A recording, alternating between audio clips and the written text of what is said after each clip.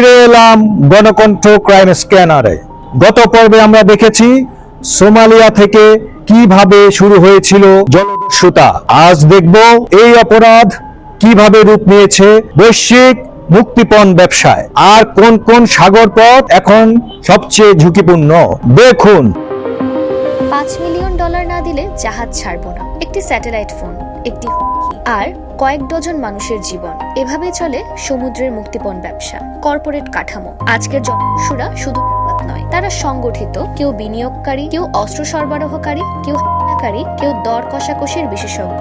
মুক্তিপণের টাকা এলে লাভ ভাগাভাগি। অপরাধ পুরো কর্পোরেট স্টাইলে। সিঙ্গাপুর প্রণালী বিশ্বের ব্যস্ততম বাণিজ্য পথ। এখানে সবচেয়ে বেশি জাহাজে উঠে পড়া ঘটনা ঘটেছে। পশ্চিম আফ্রিকার গলফ অব গিনি নাবিকের অপহরণের সবচেয়ে বড় কেন্দ্র। বিশ্বের অধিকাংশ ক্রু অপহরণ এখানে ঘটে। সোমালিয়ার উপকূলেও আবার ছিটেফোঁটা হামলা বাড়ছে, মানে পুরো এখনো শেষ হয়নি। এই জলদস্যুতা শুধু জাহাজের সমস্যাই নয়, বাড়ে বিমা খরচ, বাড়ে পরিবহন ব্যয়, শেষ পর্যন্ত বাড়ে বাজার দর। অর্থাৎ এর প্রভাব পড়ে আমাদের জীবনেও।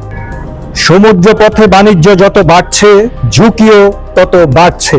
রাষ্ট্র দুর্বল হলে, আইন হারালে অপরাধ জায়গা দখল করে নেয়। সোমালিয়া থেকে সিঙ্গাপুর দস্যুরা প্রমাণ করেছে সমুদ্র হতে পারে মুক্তিপণের বাজার।